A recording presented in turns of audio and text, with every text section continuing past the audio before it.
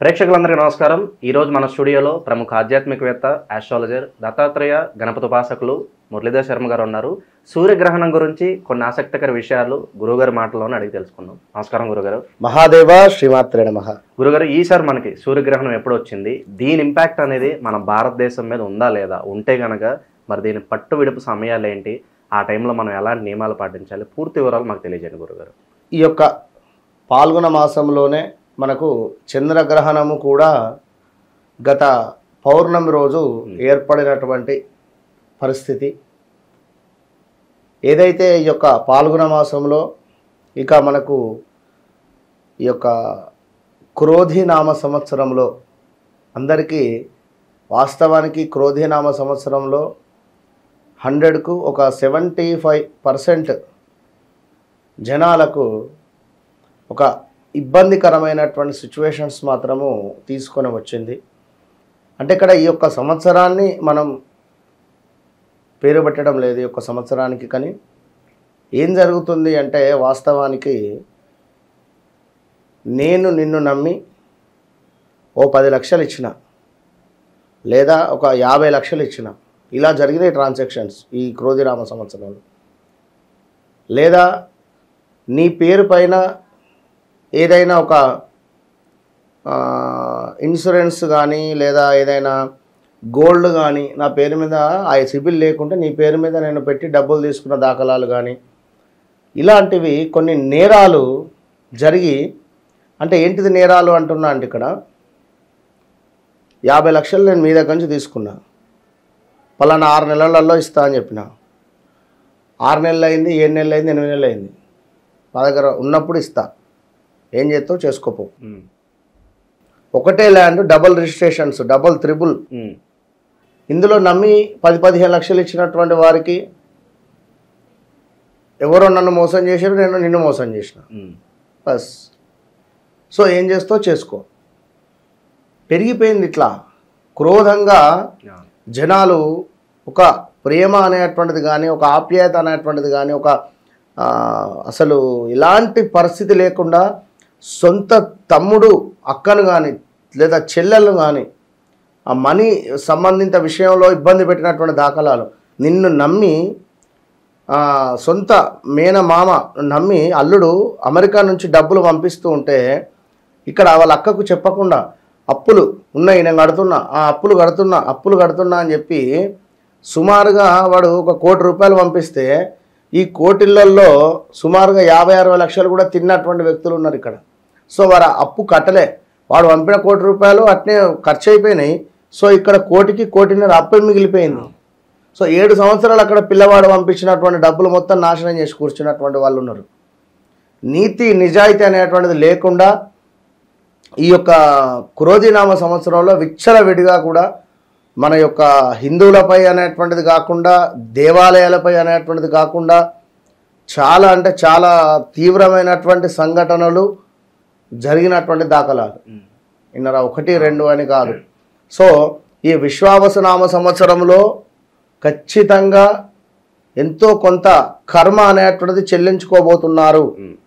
100కు 100%, no doubt. దాంట్లో విశ్వావసునామ సంవత్సరంలో రెడీగా ఉండండి. ఎవరైతే ఎదుటి వ్యక్తిని మీరు మోసం చేసి ఉన్నారో, వెన్నుపోటు పొడిచి ఉన్నారో, ఇది మీరు ఖచ్చితంగా కర్మ అనుభవించేటువంటి సమయము ఈ విశ్వావసునామ సంవత్సరము చివరి వరకు. స్టార్టింగ్లో బాగుండొచ్చు, ఎండింగ్కి వచ్చేసరికి తీవ్రమైనటువంటి ఇబ్బందులు ఎదుర్కొంటారు. ఇది మాత్రం సత్యం. సో ఎందుకు అంటే ఇది వాస్తవానికి నాకు ఎంతో బాధ కలిగిస్తున్నది. వచ్చేటువంటి క్లయింట్స్ సొంత తమ్ముడు ఇట్లా చేసిండు, సొంత బావమరిది ఇట్లా చేసిండు అని కానీ నమ్మి ఈ విధంగా డబ్బులు వారి అకౌంట్లోకి వేస్తే ఆ రేపు పంపిస్తా, ఎల్లుండి పంపిస్తా అని చెప్పి వాడు ఈ పైసలు నావే నీకెందుకు ఇచ్చేది, ఇలాంటి వారు ఉన్నారు. ఏం చెప్పలేని పరిస్థితి. కనుక మనీ రిలేటెడ్ విషయంలో చాలా జాగ్రత్తగా ఉండండి.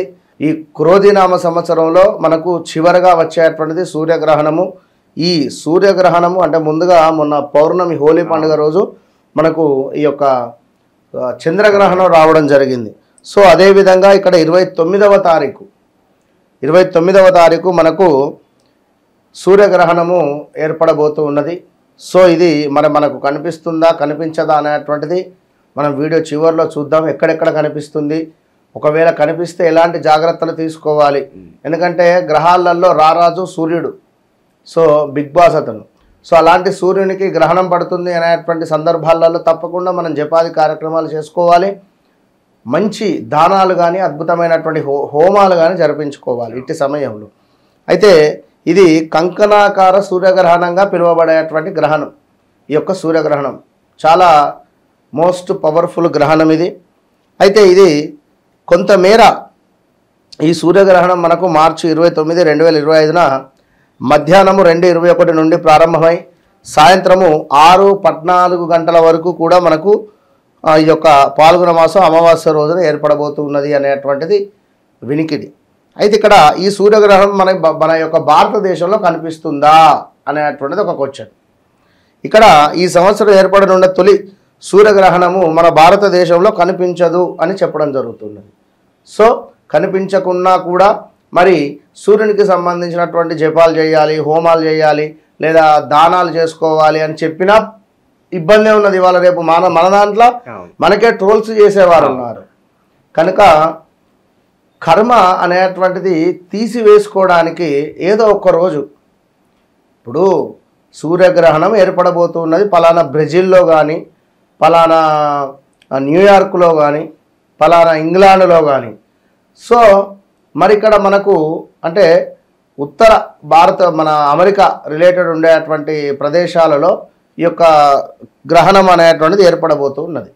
సో మనకు లేదు కదా అంటే, అరే ఇంత ఓం సూర్యాయ నమః అనేటువంటి మంత్రాన్ని జపం చేసుకోండి ఒక 1000 సార్లు. చక్కగా బెల్లముతో కలిపినటువంటి నీటితో సూర్యునికి అభిషేకం చేయండి. చెబుదాం వీడియో చివరిలో. అయితే ఇంకా చూసుకున్నట్టయితే మన భారతదేశంలో కనిపించదు కనుక ఈ యొక్క గ్రహణ సూతక కాలము అనేటువంటిది కూడా మనకు చెల్లదు. దీనికి ముందు ఈ సంవత్సరం ఏర్పడిన మొదటి చంద్రగ్రహణం కూడా మనకు సంబంధించింది ఏం కాదు. మరి యొక్క సూర్యగ్రహణం ఎక్కడ కనిపిస్తుందయా అంటే మరి ఇక్కడ ఉత్తర బ్రెజిల్ అట, ఫిన్లాండ్, జర్మనీ, ఫ్రాన్స్, అదేవిధంగా బెల్జియం, కెనడా తూర్పు భాగము, ఇక్కడ కెనడా తూర్పు భాగము, సురినామ్, అదేవిధంగా మొరాకో, గ్రీన్లాండ్, స్వీడను, డెన్మార్కు, హాలాండ్, అదేవిధంగా పోర్చుగల్, ఉక్రెయిన్, స్విట్జర్లాండ్, ఇంగ్లాండ్ సహా అమెరికాలోని మనకు తూర్పు ప్రాంతాలలో కనబడేటువంటి పరిస్థితి. సో ఇక్కడ ఎవరైతే మన భారతీయులు అక్కడ నివాసం ఉంటున్నారో తప్పకుండా వారు ఈ రోజు నాడు సూర్యునికి సంబంధించినటువంటి పరిహారము కానీ, సూర్యునికి సంబంధించినటువంటి ఈ యొక్క జపాది హోమాది నేను చెప్తాను ఒక మంత్రం వీడియో చివరిలో చేసుకుందరు. అయితే ఈ యొక్క సూర్యగ్రహణానికి సంబంధించి మరి మనకు 29వ తారీఖు రోజు ఏర్పడేటువంటి యొక్క సూర్యగ్రహణం రోజు ఖచ్చితంగా కూడా అందరూ ఈ యొక్క భారతదేశంలో కానీ ఎవరైనా కూడా ఒక దీపారాధన చేయండి. చక్కగా కూడా ఒక 2 మట్టి ప్రమిదలను తీసుకోండి. ఇదే సమయానికి 2:14 నుండి 6 లోపు 2 మట్టి ప్రమిదలు చక్కగా కూడా అందులో నువ్వుల నూనె పోసి చక్కగా 9 వత్తులు వేసి 9 వత్తులను వేయండి.